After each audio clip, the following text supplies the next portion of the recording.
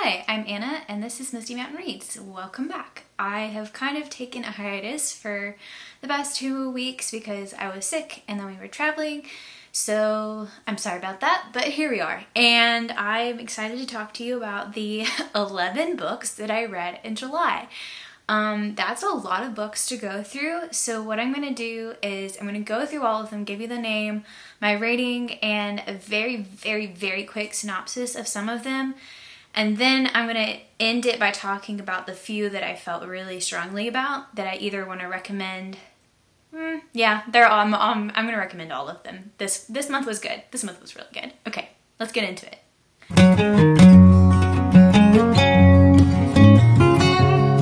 I'm going to start by talking by the 3 books that I read by Juliette Marillier. The first is Dreamer's Pool. I gave this 3 out of 5.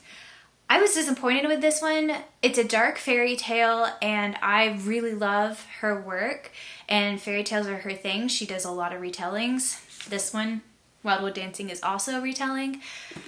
This was too predictable for me. I think that I was familiar with the fairy tale that was being retold here, and so I saw the ending coming by like page 100, and it's like 500 pages. Check trigger warnings on this one. I did not check content warnings, and I wish that I had, and had known what was going to be discussed in this book before I went into it. It is dark, and it is slower paced than most of her other books. I highly recommend her as an author. I love all of her books. This was the first one that I struggled to get through, but I still recommend it because I love her work. Wildwood Dancing, also by Juliette Marillier. This is a book that I read in middle school, high school, a long time ago, and I have read it many times. This is a favorite read of mine, and I reread it at least once a year. This is a retelling of the 12 Dancing Princesses, but it's got Transylvanian folklore and vampires and really crazy things going on. This I gave 4 out of 5 stars. The critique that I see the most for this book is that it's slow and that nothing happens. Slow, yes. Nothing happens is absolutely incorrect. I don't know what you're reading. It's not this book if you think nothing happens. Many things happen. It just takes a little bit of time to get to each plot point because I think she takes her time setting everything up, which I appreciate. But if you like faster paced stories, this is on the slower side, but still so worth it. Cybele's Secret by Juliette Marillier. I gave this a 3 out of 5. This is also a favorite of mine from high school, middle school era. And it was not as good as I remembered it being, which was really disappointing. This is a follow-up sequel to Wildwood Dancing. It follows a different sister. It's set, I think it's 5 years later. 5 or 7 years later. I read this at the beginning of the month, so I'm a little hazy on details. It is slower. Now, I think I've said that all of her books are slow. Not all of them are slow.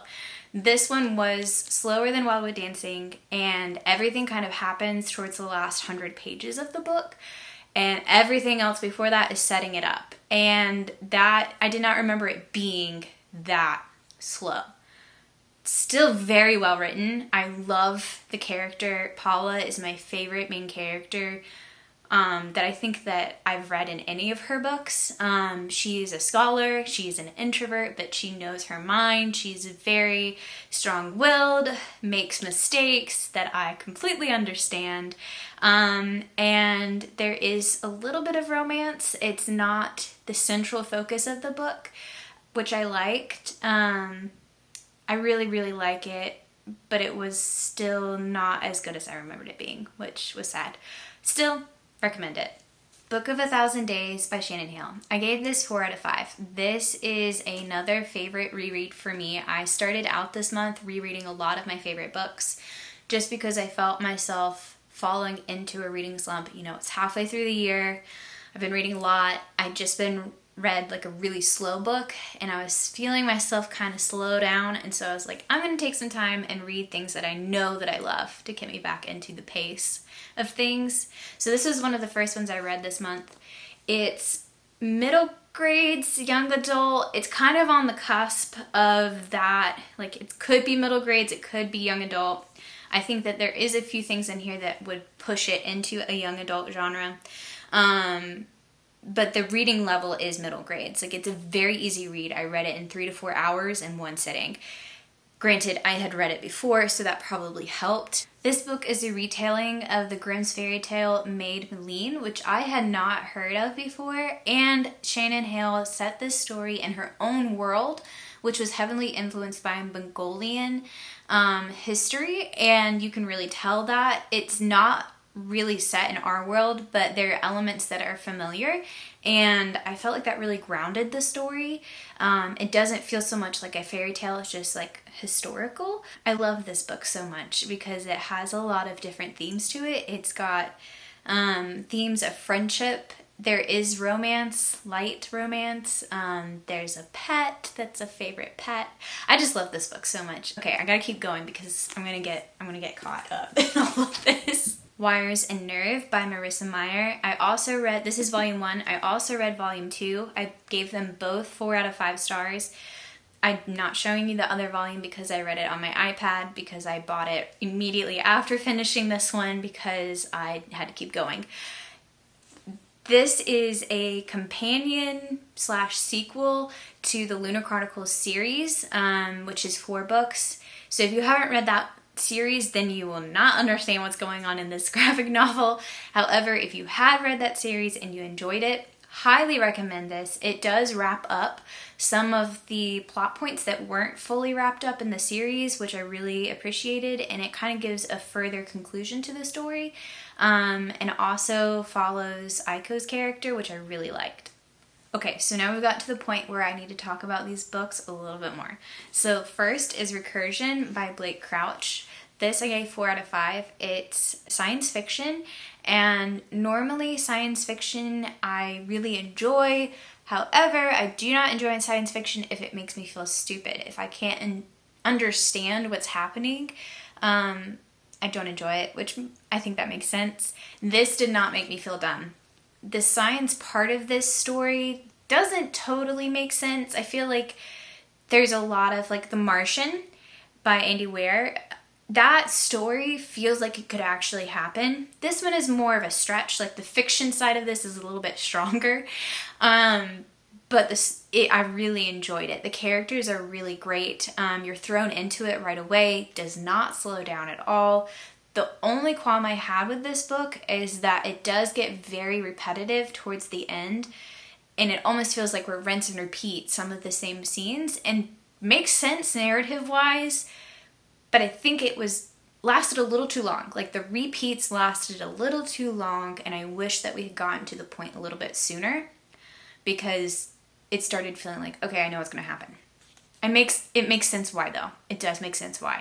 It gave me Inception vibes. If you liked Inception, you will really enjoy this book. It's not the same as far as, like, the science behind everything, but it is similar, and the idea of memory having a really big part in time.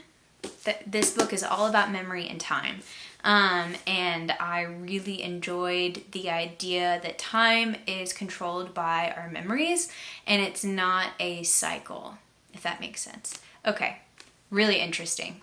The Night Diary by Vera Hirandani. I gave this 4 out of 5, and I believe everyone should read this book. This is technically middle grades, however, I think that's just because of the reading level. It is a very easy read, but what is covered in this book, I believe everybody should have an understanding of this time in history, as well as just the themes of hope and love and tragedy and grief. I think everyone needs to read this. So The Night Diary follows the story of Nisha, who is a 12-year-old girl in 1947 India. And if you know anything about history, or the history of India specifically, in that time, that year, India was freed from British rule. And the result was India split from India into Pakistan, and the Muslims and Hindus and Sikhs were in a major turmoil. they kind of all turned against each other, and Nisha and her family are forced from their home and have to make this major trek. I learned after reading this book that this was the largest refugee immigration in history. So I went into this not knowing a ton about that time in history. I knew that it happened. I did not know specifics necessarily. And Nisha's story gives that historical perspective, but it's from the perspective of a 12-year-old girl who also has, you know, like the turmoil of growing up.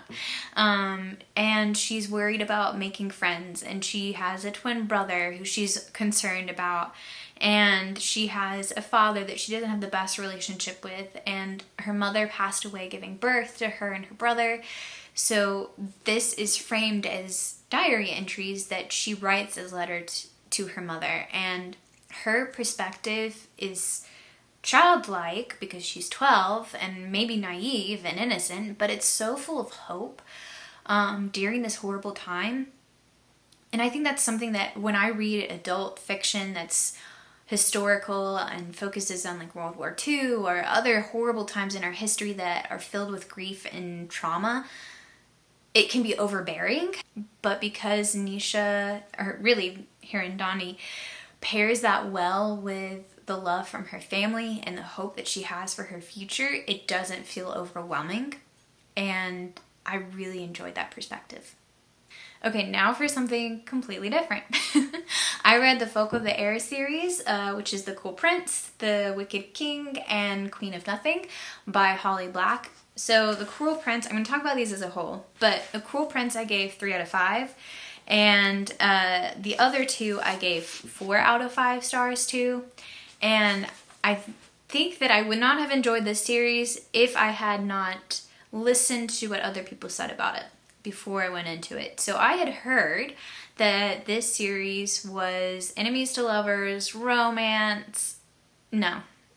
Okay, we're just gonna cut that out because I heard that it wasn't, and I went into it expecting it to not be romance and to not be enemies to lovers, and I'm so glad that I had that perspective because it is not those things. I think you could make the case for enemies to lovers if you look at the whole series, but that's not the focus of the story at all, and I think that you're really taking away from what this series is trying to say if you label it as that.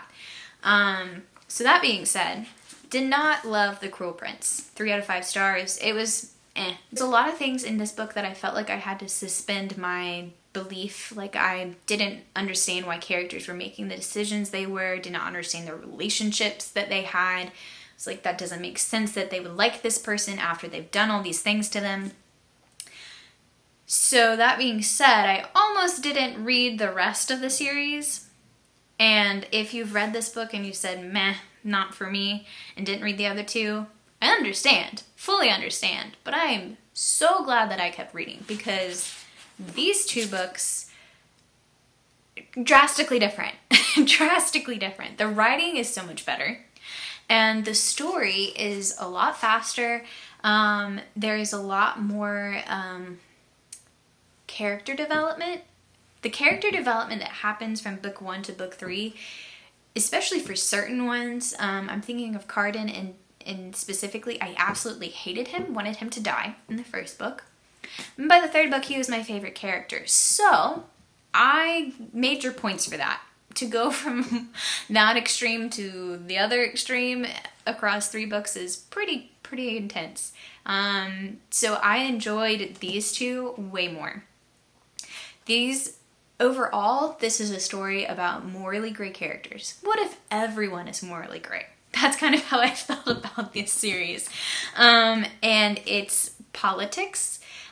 It's not romance. Please, please, please do not go into this thinking it's romance. Are there romantic aspects?